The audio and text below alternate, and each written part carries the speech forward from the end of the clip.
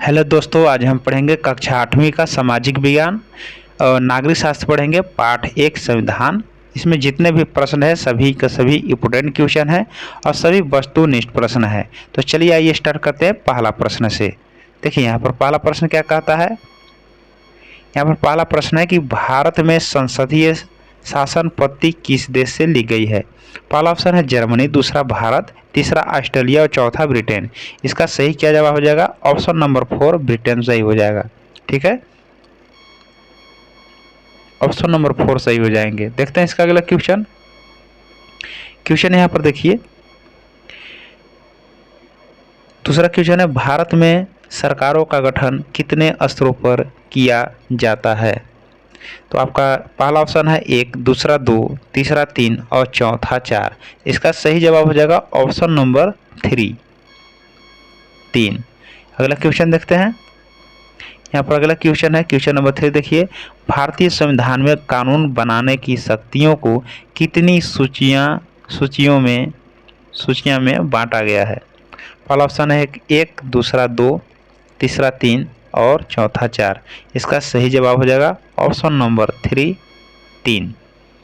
ठीक है, जैसे यहाँ पर आपको बताया गया है कि भारतीय संविधान में कानून बनाने की शक्तियाँ कितनी सूचियाँ में बांटा गया है। कितनी सूचियाँ में? तो आपको 3, कौन कौन से 3 सूचियाँ हैं तो आपको याद रखना है।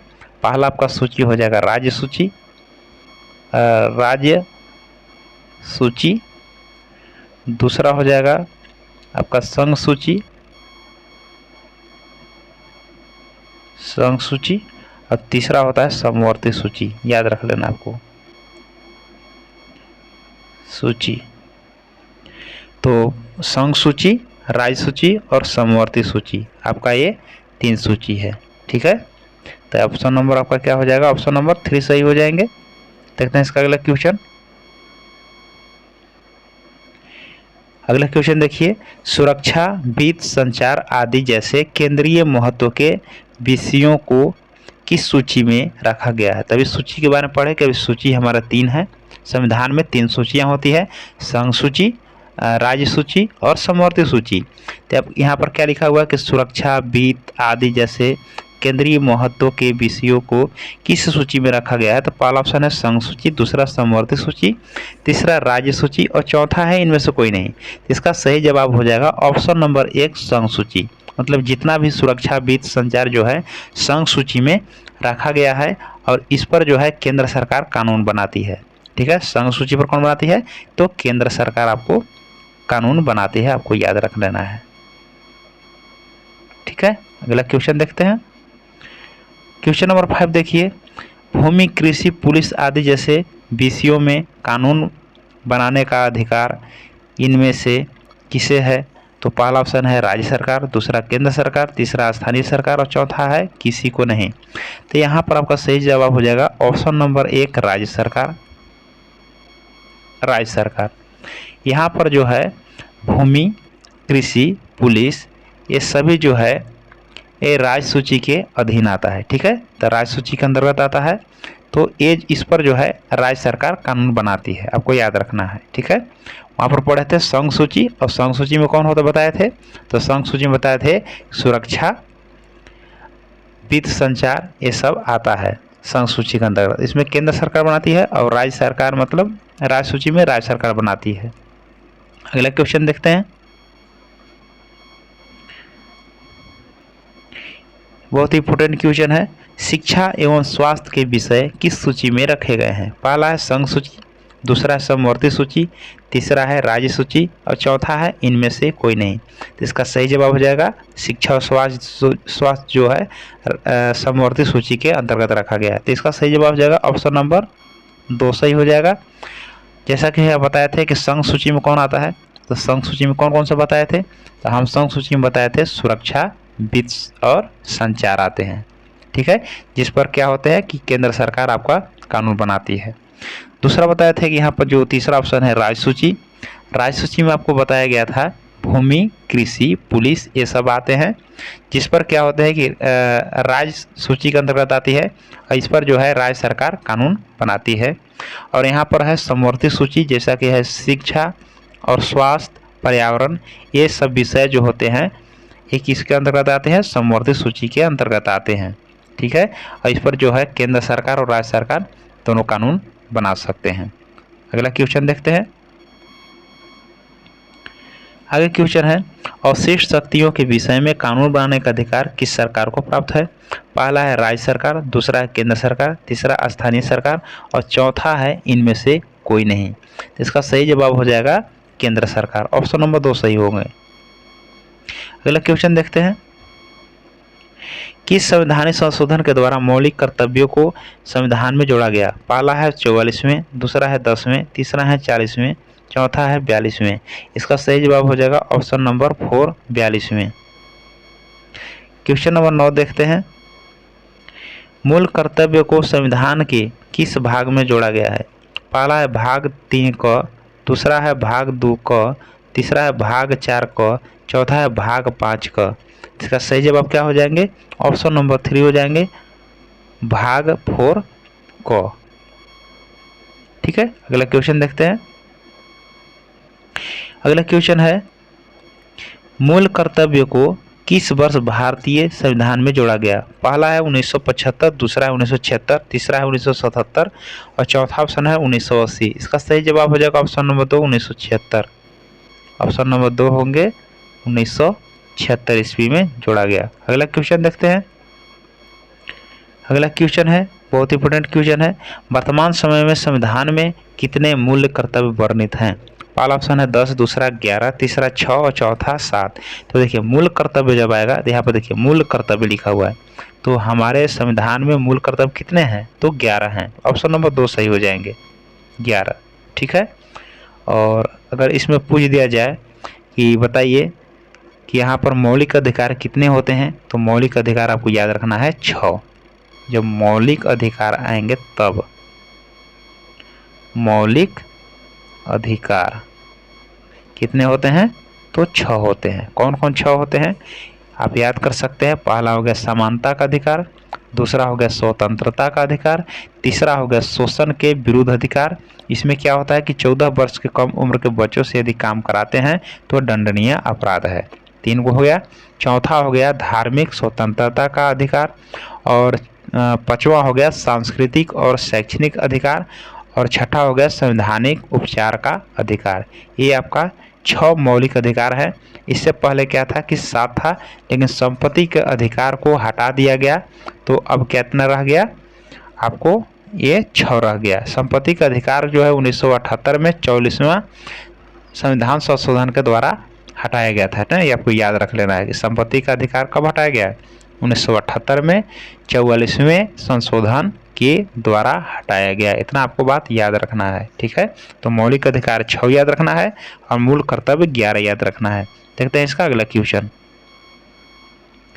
यहाँ पर है, देखिए क्या है कि किस संवैधानिक संशोधन के द्वारा शिक्षा के अधिकार को मौलिक अधिकार बनाया गया?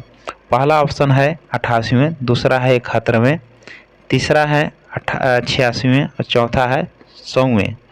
इसका सही क्या जवाब हो जाएगा? ऑप्शन नंबर आपको 3 सही हो जाएंगे 86वें। अगला क्वेश्चन देखते हैं। यहाँ पर लिखा हुआ है कि संसद के कुल कितने अंग होते हैं? पहला ऑप्शन है 5, दूसरा 2, तीसरा 3 और चौथा इनमें से कोई नहीं। इसका सही जवाब हो जाएगा ऑप्शन नंबर 3 3 होंगे। 3 कौन कौन होते हैं? संसद के कुल 3 अंग कितने होते हैं? कौन कौन होते हैं? तो पहला होते हैं राष्ट्रपति, दूसरा होते हैं लोकसभा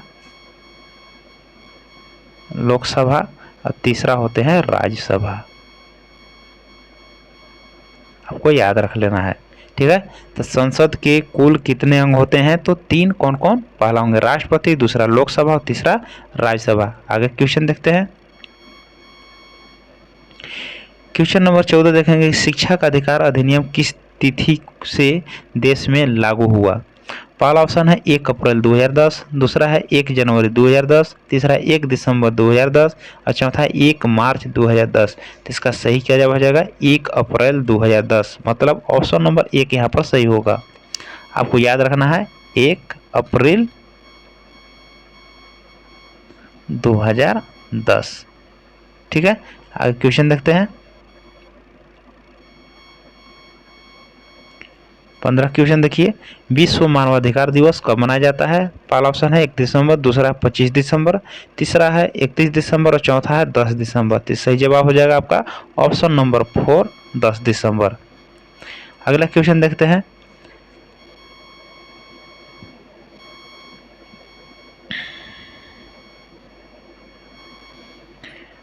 उच्चतम न्यायालय एवं उच्च न्यायालय के न्यायाधीशों की नियुक्ति कौन करता है? यहाँ पर क्या हो जाएंगे? उच्चतम न्यायालय एवं उच्च न्यायालय के न्यायाधीशों की नियुक्ति कौन करता है? पहला है उपराष्ट्रपति, दूसरा है मंत्री परिषद, तीसरा ऑप्शन है राष्ट्रपति और चौथा है इनमें से कोई नहीं। तो इसका सही जवाब हो जाएगा ऑप्शन नंबर 3, राष्ट्रपति। अगला क्वेश्चन देखते हैं।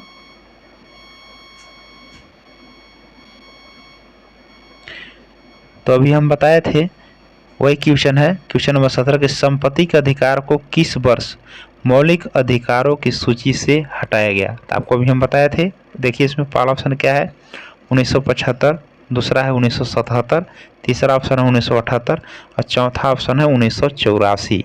इसका क्या सही जवाब हो जाएगा? तो सही जवाब हो जाएगा 1978। तो ऑप्शन नंबर कौन सा हो जाएगा सही? ऑप्शन नंबर 3, 1978 में संपत्ति को अधिकार को हटाया गया। और कौन सा संशोधन हुआ? तो ये हो गया 44वें संशोधन, आपको याद रख लेना है। तो मौलिक अधिकार पहले 7 थे, लेकिन 1978 में जब हटा दिया गया तो मौलिक अधिकार आपको याद रखना है, मौलिक अधिकार 6 हैं, ठीक है। अब मौलिक कर्तव्य 11 हैं। देखते हैं इसका अगला क्वेश्चन। क्वेश्चन नंबर देखिए 18, उच्चतम न्यायालय के किस न्यायाधीश को पद मुक्त करने की प्रक्रिया क्या है?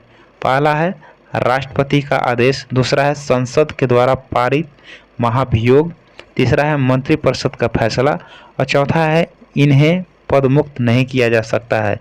इसका सही जवाब हो जाएगा ऑप्शन नंबर 2, संसद के द्वारा पारित महाभियोग लगाकर पद मुक्त किया जा सकता है। तो ऑप्शन नंबर 2 यहाँ पर सही होगा। देखते हैं इसका अगला क्वेश्चन। विश्व का सबसे बड़ा लिखित संविधान कहाँ का है? पहला है भारत, दूसरा ब्रिटेन, तीसरा अमेरिका, चौथा ऑस्ट्रेलिया। तो बहुत ही आसान क्वेश्चन है, तो आपका हो जाएगा ऑप्शन नंबर 1, भारत। अगला क्वेश्चन देखते हैं। प्रारूप समिति के अध्यक्ष कौन थे? पहला है डॉक्टर राजेंद्र प्रसाद, दूसरा है भीमराव अम्बेडकर, तीसरा है जवाहरलाल नेहरू और चौथा इनमें से कोई नहीं। इसका सही जवाब हो जाएगा option number 2, doctor Bhimrao Ambedkar. अगला क्वेश्चन देखते हैं। संविधान सभा के पहले अस्थायी अध्यक्ष कौन थे? पहला ऑप्शन है भीमराव अम्बेडकर, दूसरा है डॉक्टर राजेंद्र प्रसाद, तीसरा है सच्चिदानंद सिन्हा और चौथा इनमें से कोई नहीं। इसका सही जवाब हो जाएगा ऑप्शन नंबर 3, सच्चिदानंद सिन्हा। अगला क्वेश्चन देखते हैं। यहाँ पर देखिए क्वेश्चन नंबर 22 है, बहुत आसान क्वेश्चन है कि भारत का संविधान बनने में कितना समय लगा? तो पहला ऑप्शन है 1 साल 11 महीने 18 दिन, दूसरा ऑप्शन है 2 साल 11 महीने 18 दिन, तीसरा है 3 साल 11 महीने 18 दिन और चौथा ऑप्शन है 4 साल 11 महीने 18 दिन। तो सही जवाब क्या होना चाहिए? तो ऑप्शन नंबर यहाँ पर 2 सही होगा, 2 साल 11 महीने 18 दिन। अगला क्वेश्चन देखते हैं। यहाँ पर देखिए क्वेश्चन समाप्त होता है और इस चैप्टर में जितना भी भरने वाला जो क्वेश्चन था रिक्त स्थान को पूर्ति कीजिए वो आपको ले लिया गया है। देखिए यहाँ पर आप भर सकते हैं, अगर सही से आप सुने होंगे तो टोटल क्वेश्चन आप भर सकते हैं। देखिए यहाँ पर प्रश्न अभ्यास है, प्रश्न 23 है, रिक्त स्थानों की पूर्ति कीजिए। पहला ऑप्शन है यहाँ पर देखिए, किसी व्यक्ति को उसके जन्म से मिलने वाले अधिकार कहलाते हैं। क्या कहलाते हैं? यहाँ पर सही क्या जवाब जाएगा? मानवाधिकार, ठीक है। तो आपको याद रख लेना है मानवाधिकार,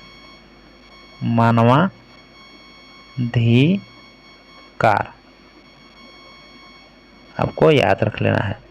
यानी किसी व्यक्ति को उसके जन्म से मिलने वाले अधिकार को हम क्या बोलते हैं? मानवाधिकार बोलते हैं, ठीक है।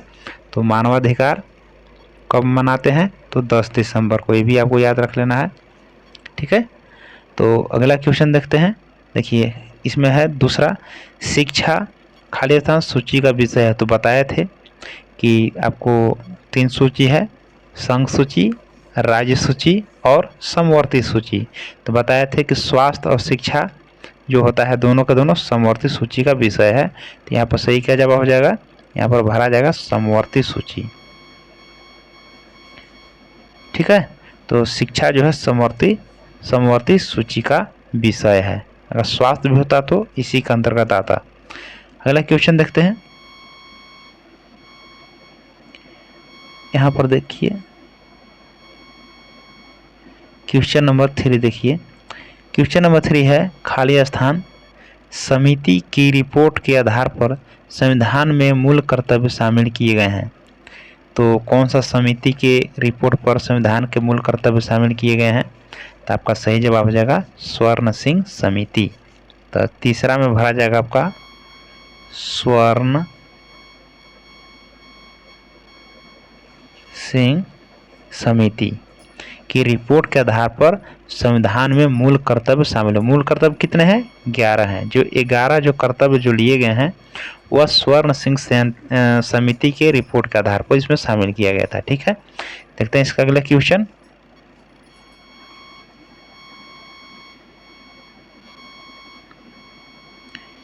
क्वेश्चन नंबर देखिए 4 है भरने वाला कि संविधान के भाग में मौलिक अधिकारों का वर्णन किया गया है। तो इसका सही क्या जवाब हो जाएगा?